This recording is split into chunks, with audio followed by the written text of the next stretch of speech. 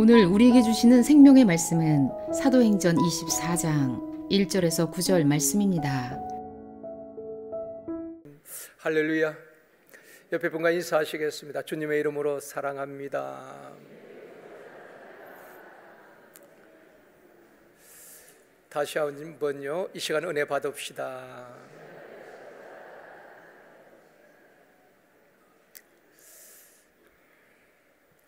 칼이 누구의 손에 들려져 사용되느냐에 따라서 결과는 달라지겠지요. 요리사의 손에 들려진 칼은 맛있는 음식을 만드는 도구가 되어집니다. 그렇지만 꼭 같은 칼이지만은 강도의 손에 들려주면은 사람을 해치는 흉기가 될 수 있다는 것입니다.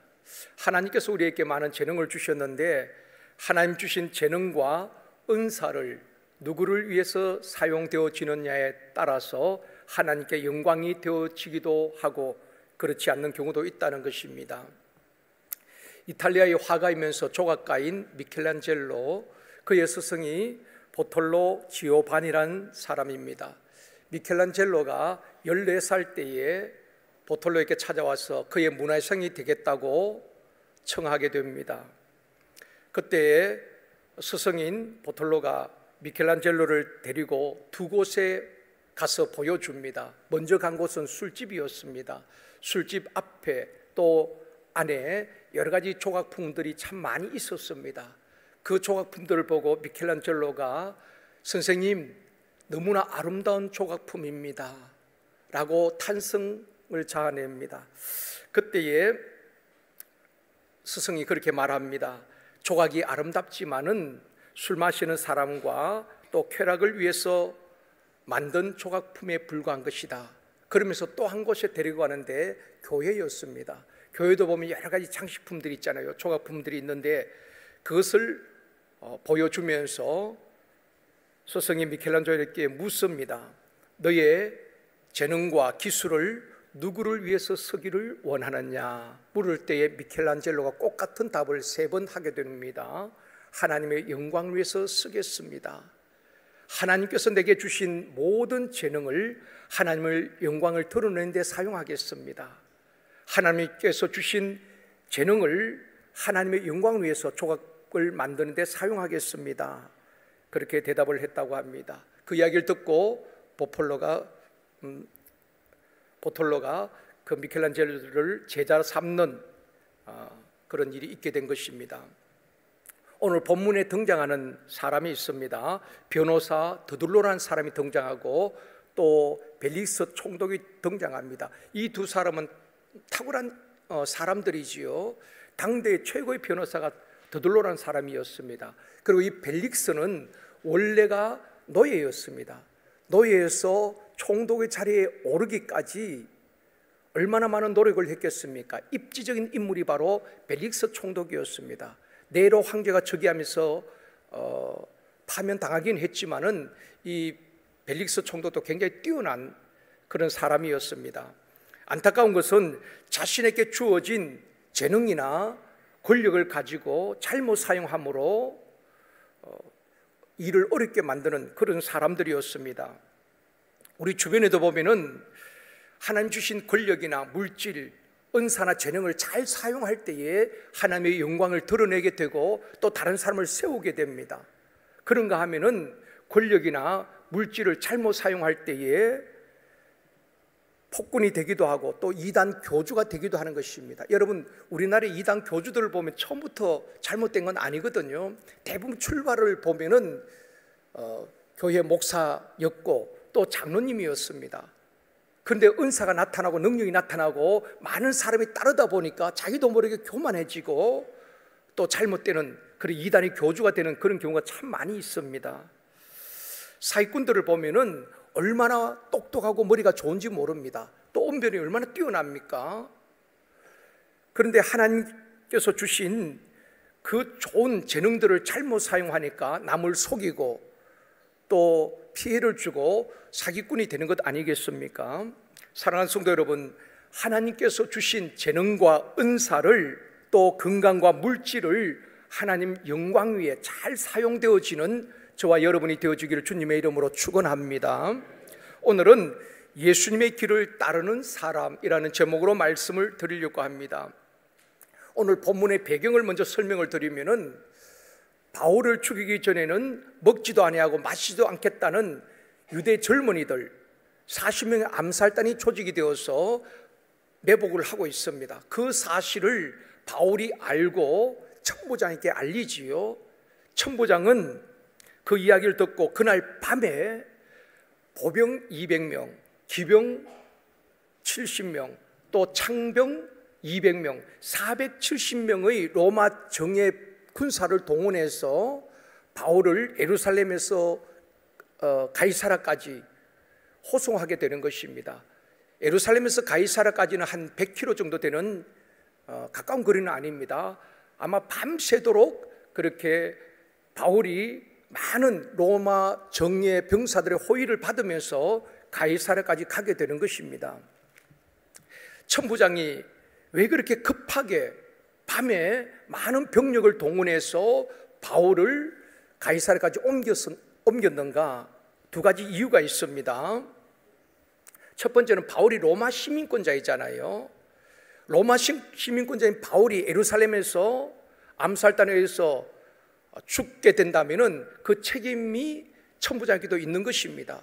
당시에 로마 정예 군인들이 예루살렘의 소요나 치안을 위하여서 안토니오 요새의 1000명의 군사가 주둔하고 있었거든요. 예루살렘에 소요가 일어난다든지 폭동이 일어나면은 그것을 또 정리하는 그런 군인이 1000명이 주둔하고 있었습니다. 그런데 로마 시민권자를 또 보호를 해야 될 책임이 로마 군인들에게 있는 것입니다. 그 군대 지휘관이 천부장이거든요. 만약에 바울이 예루살렘에서 죽게 된다면은 그것도 살해당하게 되어지면은 천부장인 자기에게 책임이 있기 때문에 급하게 그날 밤에 옮겼고, 또 한 가지 이유는 로마 시민권자인 바울이 고발을 당했잖아요. 그런데 유대인들이 재판할 수가 없습니다. 로마 시민권자이기 때문에 로마 법에 의해서 재판을 받게 되어 있습니다. 그래서 당시 로마 총독부가 가이사라에 있었거든요. 그 총독이 벨릭스 총독이었습니다. 그래서 밤새도록 그 가이사라로 바울을 호송해서 로마 총독에게 신문을 받고 재판을 받도록 하기 위해서 밤에 호송을 하게 되는 것입니다. 그런데 5일이 지난 다음에 예루살렘에 있던 대제사장들과 장로들이 바울이 없어진 것을 알게 되는 것입니다. 바울을 죽이기 위해서 계속 추격하고 있는데 바울이 보이지 않는 것입니다. 알고 보니까 가이사로 호송되었다는 것을 알게 된 것입니다.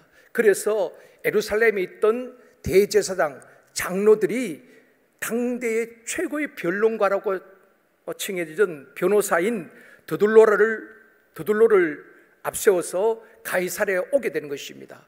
그리고 바울을 고발하게 되는 것입니다. 오늘 본문이 거기서부터 이제 시작이 되어지는 것입니다. 1절 말씀 보시겠습니다. 같이 읽습니다. 닷새 후에 대제사장 아나니아가 어떤 장로들과 한 변호사 드둘로와 함께 내려와서 총독 앞에서 바울을 고발하니라. 닷새 후란 것은 그 바울이 사라진 지 닷새 후에 대제사장과 장로들이 알게 되었다는 것입니다. 그것도 은밀하게 밤에 병사들을 동원해서 호송했기 때문에 그들이 알지 못했던 것입니다. 닷새 후에 알고 가이사랴까지 와서 바울을 고발하게 되는 것입니다. 첫 번째로 바울을 고발한 내용입니다. 무엇으로 고발했는가? 우리도 고발할 때는 무엇 때문에 고발하는지 다 이유가 있는 것 아니겠습니까? 이제 바울이 고발당하고 벨리스 총독이 바울도 불러놓고 그리고 드둘로라는 변호사의 고발을 소장을 받게 되는 것입니다. 드둘로는 변호사잖아요. 먼저 벨리스 총독에게 아부성 발언을 하는 것입니다. 여러분 재판할 때 보면은 항상 검사나 아니면 변호사들이 첫 마디가 뭡니까? 존경하는 재판장님 이렇게 시작하잖아요. 정말 그분들이 판사를 존경하겠습니까? 그냥 우리 편에 판사의 마음을 좀 기분 좋게 해서 우리 편에 유리한 판결을 해달라는 것 아니겠습니까? 드둘로도 마찬가지입니다. 아부성 발언을 하고 있는 것입니다. 그것이 3절입니다. 같이 읽겠습니다. 벨릭스 각하여 우리가 당신을 힘입어 태평을 누리고 또 이 민족이 당신의 성견으로 말미암아 여러 가지로 개선된 것을 우리가 어느 모양으로나 어느 곳에서나 크게 감사하나이다. 지금 드둘로가 벨릭스 총독이 하는 말이거든요. 이거 다 가짜지요. 먼저 무슨 말을 합니까? 벨릭스 각하여 당신이 통치하고 있는 이 지역에 우리가 모든 백성들이 태평성대를 누리고 있습니다. 그리고 당신의 성견으로 말미암아, 성견이라는 것은 장래일을 미리 내다보는 식견 또는 능력, 예지력, 신적인 능력을 말합니다. 당신에게 신적인 성견 지명이 있어서 여러 가지 일들을 개선했다는 것입니다. 개선했다는 것은 정치적 개혁이나 아니면 사회 질서를 안정시켰다, 이런 말로 이제 아부를 하는 것입니다. 그러면서 모든 백성들이 당신을 존경하고 당신께 감사하고 있습니다, 이렇게 이야기하고 있는 것입니다. 그런데 이 세 가지 다 거짓말이지요. 아부하는 말입니다. 실제로 태평성대를 누린 것이 아니라 당시의 배경을 보면은 벨릭스 총독이 통치하고 있을 때에 그 지역에 많은 소동이 일어났습니다. 폭동도 일어났고요. 그것 때문에 네로 황제가 즉위하면서 파면당한 것입니다. 그리고 백성들이 다 감사했다고 드둘로가 벨릭스 총독에게 이야기했지만 실제는 그렇지 않습니다. 2년 뒤에 벨릭스 총독이 죽게 됩니다. 죽었을 때에 많은 유대인들이 환호하고 좋아했다. 여러분, 훌륭한 왕이 돌아가신다든지 총독이 돌아가시면 모든 국민들이 아쉬워하잖아요. 애도합니다. 그런데 벨릭스 총독이 죽었을 때 모든 유대인들이 환호하고 그 사람 잘 죽었다, 그렇게 했다는 것입니다. 그런 것을 볼 때에 드둘로가 말한 당신께 모든 백성들이 감사합니다, 그것도 가짜란 것입니다. 아부하기 위해서 그렇게 발언한 것입니다. 그리고 세 번째는 이 지역의 모든 백성들이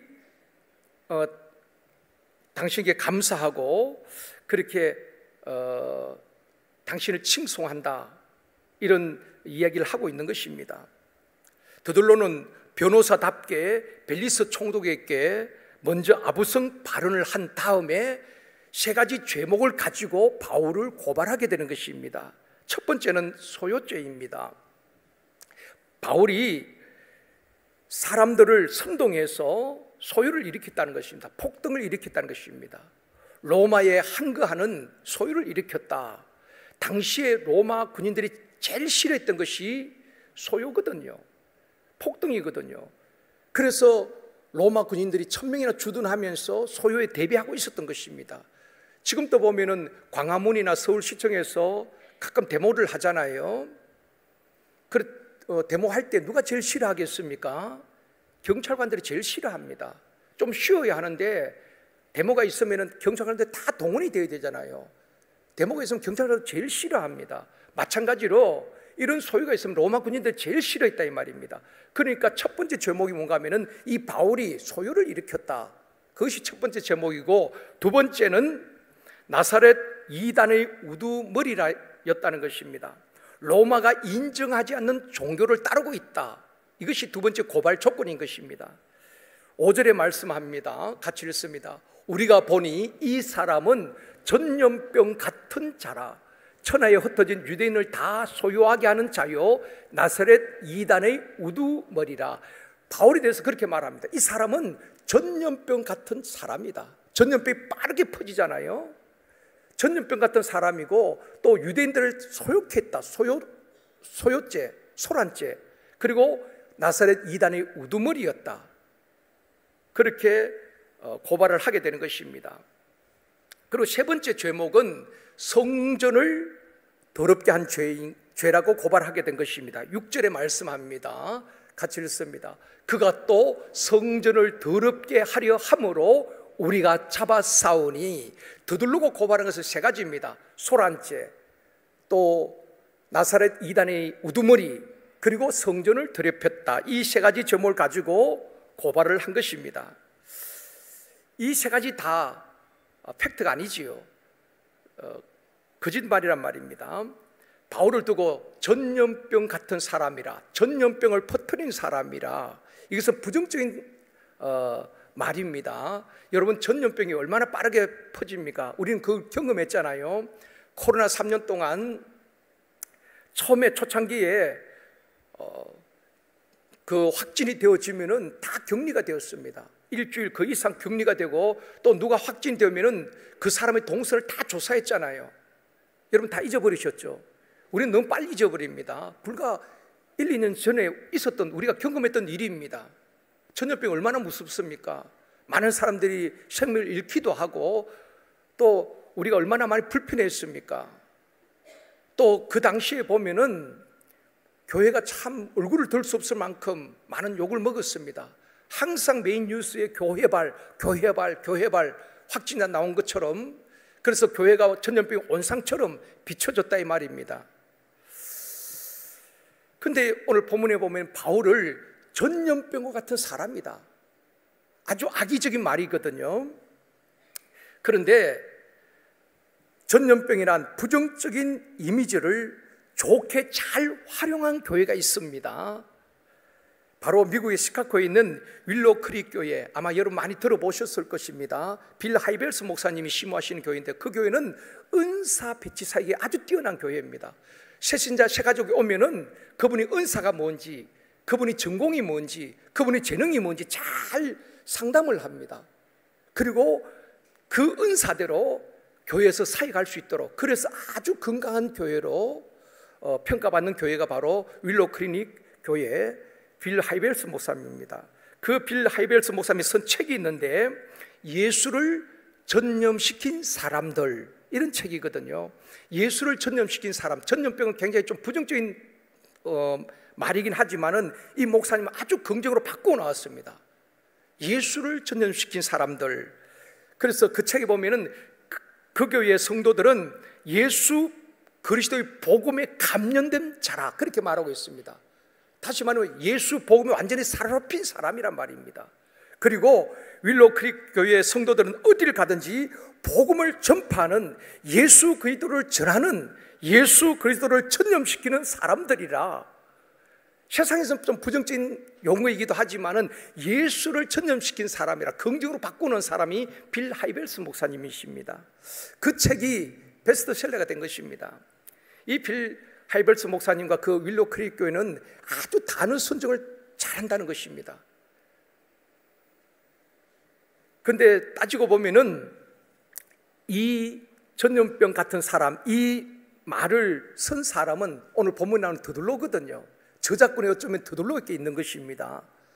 변호사 드둘로가 바울을 말할 때 이 사람은 전염병과 같은 사람입니다.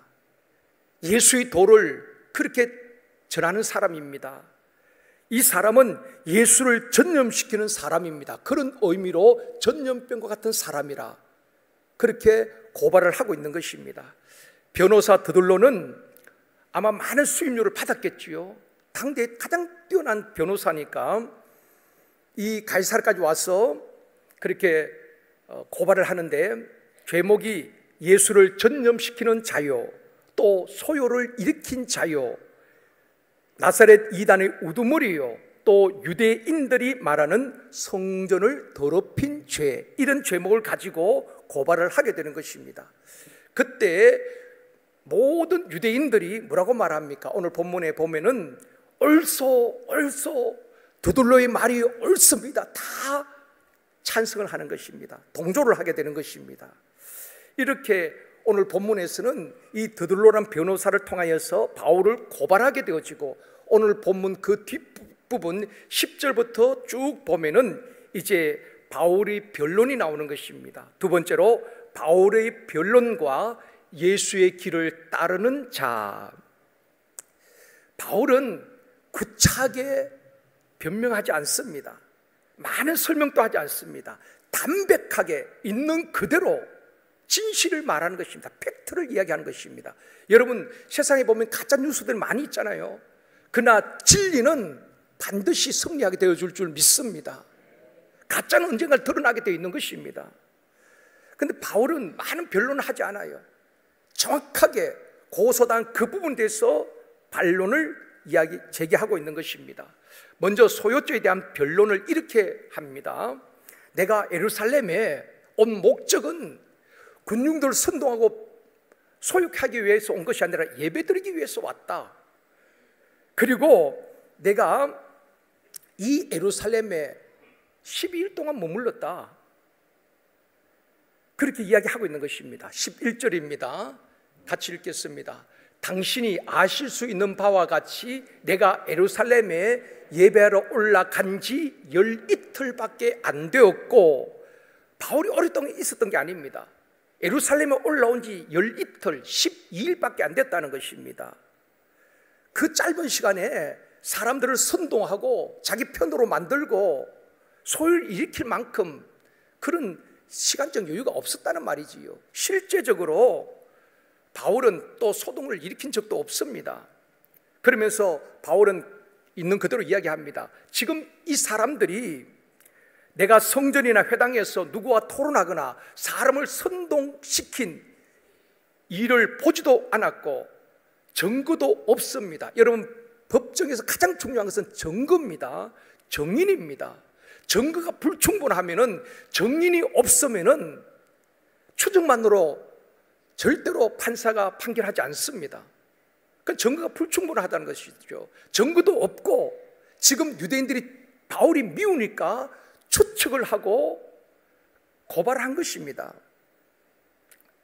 지금 또 보면은 우리 주변에 아니면 말고 식으로 고소 고발이 얼마나 난무한지 모릅니다. 뭐 정치권뿐 아니라 우리 사회에 보면은 그냥 추측을 하고 고발하기도 하고 그런 일들이 참 많이 있습니다. 지금 바울은 그렇게 말하고 있는 것입니다. 나는 예루살렘에 예배 드리러 왔고 짧은 기간 동안 12일 동안밖에 있지 않았는데 사람을 소요를 일으킬 그런 시간적 여유도 없었다. 이 사람들이 아무런 증거도 없이 지금 나를 고발한 것이다. 있는 그대로 팩트를 이야기하고 있는 것입니다. 그 다음에 두 번째 고발에 대해서 또 변론을 합니다. 나사렛 이단의 우두머리란 그 말에 대해서 변론을 합니다. 14절입니다. 같이 읽겠습니다. 그러나 이것을 당신께 고백하리이다. 나는 그들이 이단이라 하는 도를 따라 조상의 하나님을 섬기고 율법과 선지자의 글을 기록한 것을 다 믿으며, 지금 바울은 자신의 신앙 고백을 하는 것입니다. 나는 예수의 도를 따라 그들의 조상 유대인들이 섬기는 하나님을 섬겼고 율법과 모든 선지자들이 기록된 말을 다 믿는다는 것입니다. 이단이 아니라는 것이지요. 정통한 유대인들이 믿는 구약 성경을 그대로 다 나는 믿고 있다. 그들이 섬기는 하나님을 섬기고 있다. 그렇게 자신의 신앙을 고백하고 있는 것입니다. 여기서 주목해야 될 단어는 도를 따라 하는 단어입니다. 도를 따라. 그 당시 예수 믿는 사람을 도를 따르는 자라 그렇게 표현을 했거든요. 도는 길 도자입니다. 그러니까 길을 따라가는 사람, 그러니까 예수를 따라가는 사람, 예수의 길을 따라가는 사람을 말하는 것입니다. 요한복음 14장 6절 이번 주 암송 말씀입니다. 같이 읽겠습니다. 예수께서 이르시되 내가 곧 길이요 진리요 생명이니 나로 말미암지 않고는 아버지께로 올 자가 없느니라. 예수님이 길이라는 것은 the way, 유일한 길이란 말입니다. 그 길뿐이라는 것입니다. 우리 주님이 아버지 앞에 나아갈 수 있는 유일한 길이고 구원의 길이고 천국 가는 유일한 길, the way란 말입니다. 지금 그 길을 나는 따르고 있다. 바울은 자신의 신앙 고백을 확실하게 하는 것입니다. 여러분, 신앙 고백이 굉장히 중요합니다. 그래서 우리가 사도신경으로 신앙 고백하잖아요. 그 고백이 굉장히 중요합니다. 바울은 명쾌하게 자기 신앙 고백하는 것입니다. 나는 바로 예수의 도를 따르고 있다. 예수의 길을 따르고 있다. 그 길을 가고 있다는 것입니다. 예수를 믿는다는 것은 예수의 길을 따른 자를 말하는 것입니다. 초대교회에 예수 믿는 사람, 이 말을 어떻게 표현했는가 하면은 예수의 도를 따르는 사람들이다. 만약 예수 믿는 사람이 있으면 저 사람 예수의 도를 따르는 사람이야. 예수의 길을 따르는 사람이야. 그렇게 표현된 것입니다. 그래서 바울 자신도 도를 따르는 자라, 그렇게 자신을 표현하고 있는 것입니다. 그러면 예수의 길을 따르는 자는 무엇을 믿느냐 하는 것입니다. 부활을 믿고 그 길을 따른다는 것입니다. 15절에서 말씀합니다. 같이 읽겠습니다. 그들이 기다리는 바 하나님께 향한 소망을 나도 가졌으니 곧 의인과 악인의 부활이 있으리라 함이니이다. 바울은 내가 믿는, 내가 따른 이 도는 길이요 진리요 생명 되신 예수 그분을 따른다. 그분은 다시 사망 권세 계시고 부활하신 분이시다. 나는 부활을 믿는다. 그 고백을 하고 있는 것입니다. 바울이 전한 복음은 부활의 복음입니다. 그때 당시 사두개인들 부활을 믿지 않았거든요. 근데 바울은 자기가 믿는 부활의 복음을 지금 전하고 있는 것입니다. 당시에 보면은 로마는 종교에 대해서 굉장히 자유로웠습니다. 관용적이었습니다. 로마에 항거하는 그런 종교가 아니라면은 아주 문제가 되지 않는 그런 종교라면 다 자유를 줬습니다. 로마 시대에 종교적인 자유가 있었다 이 말입니다. 그래서 바울은 나는 예수를 따르는 자요, 예수의 길을 걷는 자다. 나는 양심에 부끄러움이 없다. 그렇게 자신의 신앙을 고백하고 있는 것입니다. 인도 독립의 아버지라 불리는 간디가 이런 말을 했습니다. 나는 예수를 존경한다. 그러나 크리스찬은 좋아하지 않는다. 간디가 한 말이거든요. 나는 예수님을 진짜 존경한다. 그렇지만은 크리스찬들은 좋아하지 않는다. 그 이유를 이렇게 설명했습니다. 크리스찬들은 예수의 길을 따르지 않기 때문이다. 말은 예수 믿는 사람인데 예수의 길을 따르지 않는다는 것입니다. 그분의 도를 따르지 않는다는 것입니다. 그분의 말씀에 순종하지 않는다는 것입니다. 이름은 그리스도인인데 자기 생각대로 그냥 예수 믿는다고 말하는 그런 사람들 난 싫다. 간디가 그런 이야기를 했습니다. 우리가 좀 새겨 들어야 될 말이라고 생각합니다. 오늘의 문제이기도 하고요. 믿는다고 입술로는 고백하는데 아는 것뿐이지 실제적으로 믿는 것이 아니란 말입니다. 때로는 힘들지만은 그 좁은 길, 십자가의 길, 구원의 길, 주님의 길을 몸부림치면서 따르는 성도들이 많지 않다는 것입니다. 요한복음 11장에 보면은 마르다가 좀 그런 모습들이 나타납니다. 오빠 나사로가 죽었잖아요. 예수님께서 그 마르다 그 집에 가서 그렇게 말씀합니다. 내 오라비가 다시 살아나리라. 그때 마르다가 이렇게 말합니다. 부활 때는 다시 살아날 줄 내가 압니다. 내가 아나이다. 지금 예수님은 죽은 나사로, 썩은 냄새나는 그 나사로를 지금 살리겠다는 것입니다. 현재거든요. 지금 살리겠다는데 그 마르다는 뭐라고 대답합니까? 나중에 우리 주님이 다 부활을 시킬 때에 우리 오빠도 그때 살아날 줄 난 믿습니다. 지금 주님은 현재를 이야기하고 있는데 마르다는 먼 미래를 지금 이야기하고 있는 것입니다. 우리 주님은 그렇게 말씀하십니다. 내가 부활이요 생명이니 나를 믿는 자는 죽어도 살겠고, 이 말은 지금 현재 너 오빠가 죽었지만은 나를 믿으면 너 오빠 살아난다. 내가 믿는 자, 그렇게 물었거든요. 그런데 마르다는 나중에 부활 때에 살아날 줄 믿습니다. 미래적인 하나님만 믿고 있는 것입니다.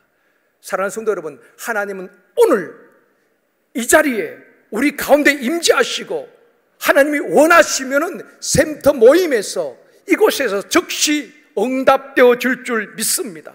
그런데 우리는 마르다와 같은 신앙생활을 하고 있다는 것입니다. 기도 응답을 믿어요.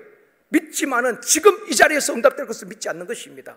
언젠가는 응답되겠지, 막연하게 신앙생활 할 때가 있는 것입니다. 마르다처럼 말입니다. 매일 기도하고 복음을 선포하지만 지금 응답하시는 하나님, 지금 이곳에서 우리 샘터 모임에서, 남녀 전도회 모임에서 우리가 기도했으면 그저 그곳에서 응답하실 하나님을 믿지 않는다는 것입니다. 그래서 야고보서에 뭐라고 말합니까? 의심하는 자는 받을 줄 생각도 말라고 했거든요. 우리가 기도할 때에 응답 주고 안 주고는 그분이 가장 좋은 때에 하나님의 때에 응답하시는 것입니다. 그러나 우리의 믿음은 지금 내가 기도하면 이 자리에서도 응답될 줄 믿고 기도해야 되는 것입니다. 그 자리에서 응답이 안 된다 할지라도 하나님께서 가장 좋은 때에 응답 줄 줄 믿고 인내하는 것입니다. 그게 믿음이에요. 그런데 기도하면서도 믿습니다. 예를 들어서 샘터 모임에서 환자가 있었어요. 하나님, 지금 우리 집사님이 권사님이 열이 40도가 올라갔는데 예수 이름으로 열이 떨어질지어다, 우리가 믿습니다 하고 믿어야 되는 것입니다. 그러면 하나님께서 그 자리에서 열을 떨어지기도 할 수도 있고 아니면은 차차 떨어지기도 할 수 있겠죠. 그런데 우리는 그걸 믿지 않는다는 것입니다. 기도를 열심히 하고 지금이 안 되면 나중에 떨어지겠지. 그런 것이 마라도와 같은 믿음이란 말입니다. 믿음은 현재성입니다. 우리가 기도할 때에 그곳에서 즉시 응답되어 줄 줄 믿습니다. 여러분, 우리 주님의 공간복음 사역을 보면은 그 즉시 응답하신 적이 훨씬 더 많습니다. 때로는 실로암 모여서 가서 씻으라고 말한 적도 있지만 그 자리에서 눈을 뜨게 해주시고, 그 자리에서 중풍병자를 낫게 해주시고, 그 자리에서 귀신을 쫓으시고, 그 자리에서 역사하실 때가 훨씬 많다는 것입니다.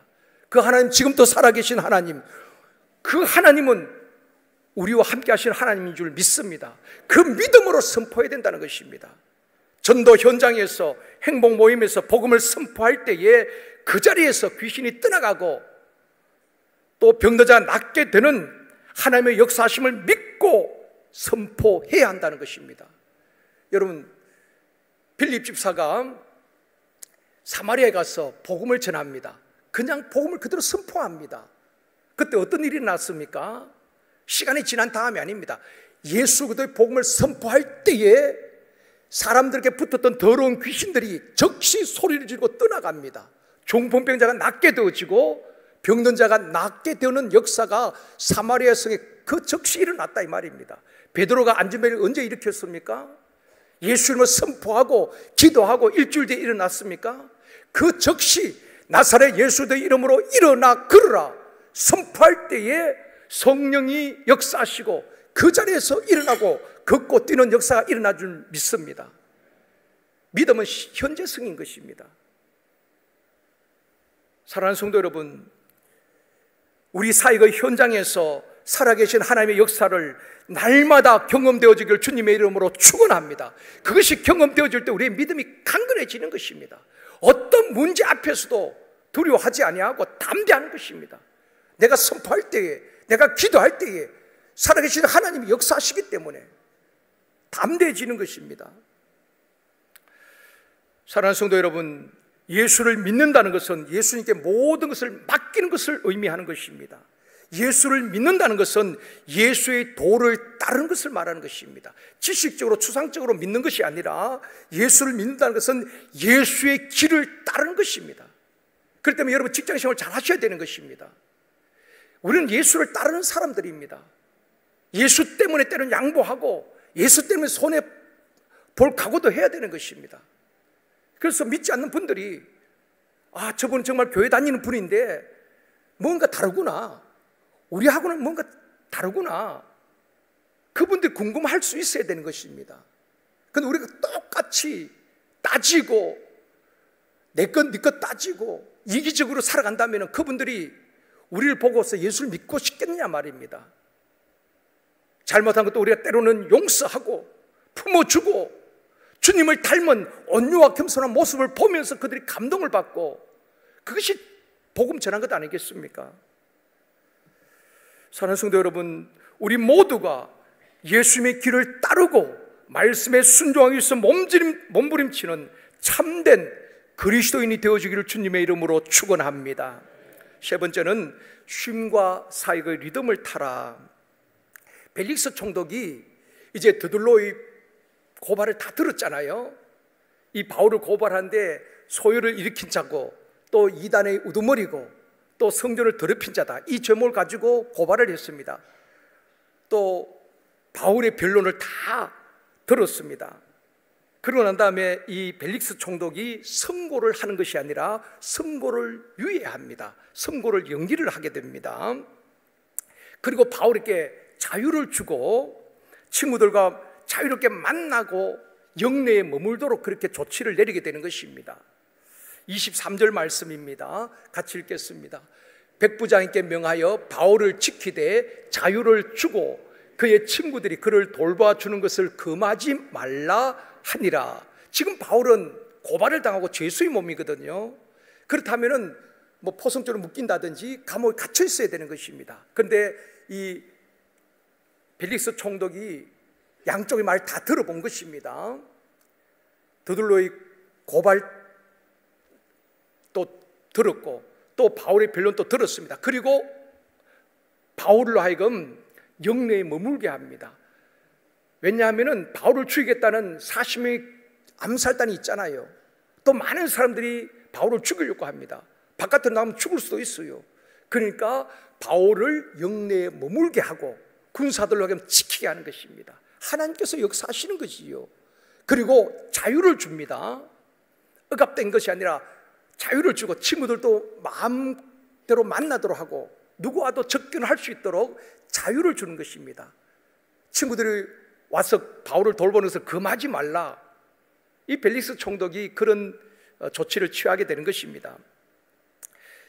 하나님께서 바울을 가장 안전한, 예루살렘에도 그랬지만은 이 가이사랴에서 이 로마 영내에서 머물게 하는 것입니다. 그러니까 유대인들이 바울을 해칠 수가 없죠. 바울이 이 가이사랴에 머문 기간이 2년입니다. 2년 동안 이 영내에 머물면서 또 어떻게 보면 하나님께서 바울에게 재충전의 시간을 준 것입니다. 바울이 지금까지 숨가쁘게 달려왔잖아요. 1차, 2차, 3차 전도 여행 가는 곳마다 바울을 죽이려고 하고 늘 긴장 속에서 살았습니다. 예루살렘에 올라가서도 암살단들이 매복해 있고 한시도 긴장을 늦출 수가 없었습니다. 늘 긴장 속에서 지금까지 달려왔고, 그런 바울에게 하나님께서 재충전의 시간을 아마 이 가이사랴에 주셨던 것 같습니다. 앞으로 마지막 로마에 가서 어떻게 할 것인지 생각하게 하고 또 준비하게 했던 것 같습니다. 가이사랴 2년은 바울에게 쉼과 재충전의 시간이었다 하는 것입니다. 그런데 우리 현대인들 보면 너무 조급하잖아요. 너무 분주하게 살아가는 것입니다. 그냥 얼마나 급한지 모릅니다. 특히 우리 한국 분들 보면은 식사 시간도 평균 10분 이내라는 거 다 알고 계시죠? 우리가 식사 시간도 그냥 얼마나 전투적으로 그렇게 급하게 하시는지 몰라요. 막 뜨거운 음식도 후 불어가면서 5분 만에 다 끝내는 것입니다. 그러니까 뜨거운 그 음식들이 막 위에 가니까 위가 막 손상을 입는 것 아니겠습니까? 그런데 외국 분들 보면 참 여유가 있잖아요. 빵 한 조각을 두고도 1시간, 1시간 반 서로 대화하면서 그렇게 여유 있게, 그런 가운데서 창의적 생각이 나오는 것입니다. 좋은 아이디어가 나온다 이 말입니다.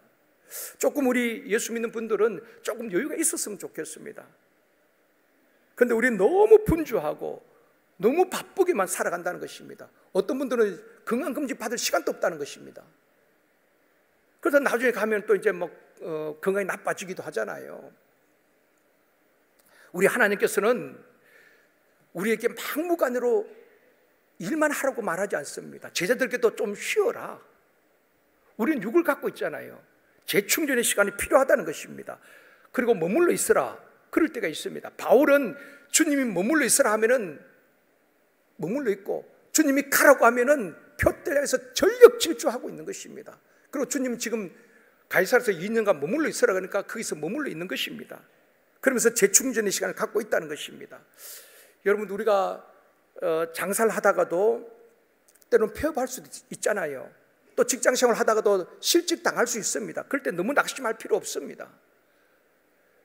그런데 폐업을 한다든지 실직을 하게 되어지면은 자기 인생이 다 끝난 것처럼, 실패한 것처럼 절망하고 낙심하고 그렇게 포기해버리는 분들도 있습니다. 저는 그렇게 생각하지 않습니다. 만약에 폐업을 했다, 실직했다, 좀 여러분 재충전 시간을 가지십시오. 한 몇 달간 쉬면서 내가 왜 그렇게 실패했을까 원인도 한번 짚어보고 그렇게 새로운 전략도 세우고, 그럴 때 하나님께서 새로운 길도 열어주시지 않겠습니까?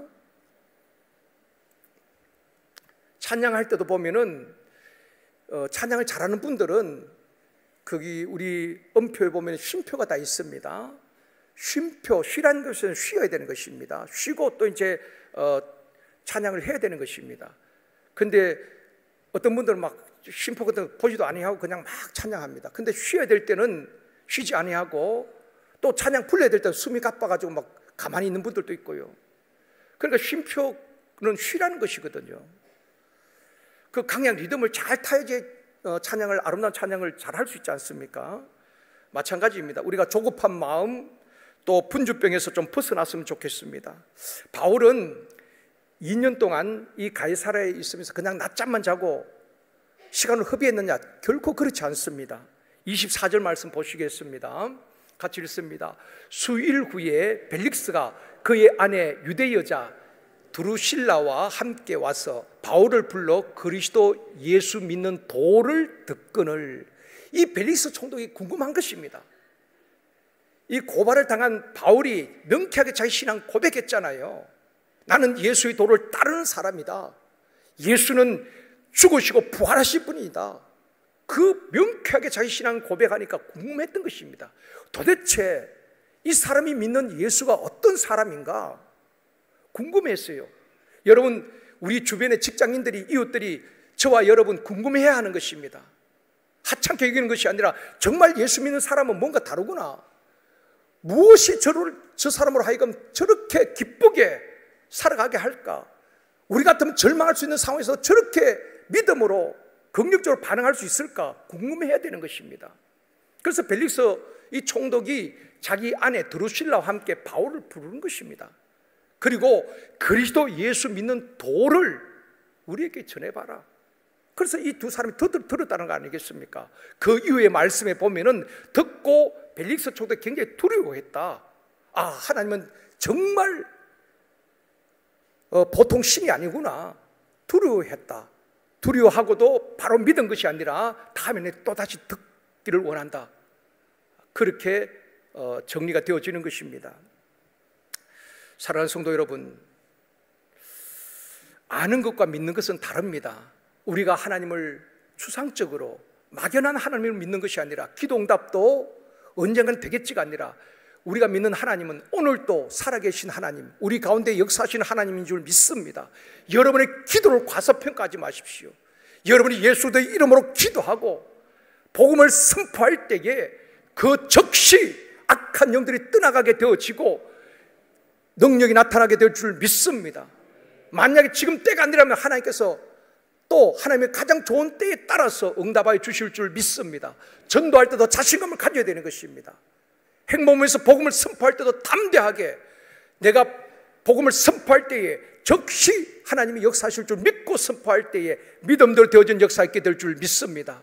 의심하면은 응답이 없다는 것입니다.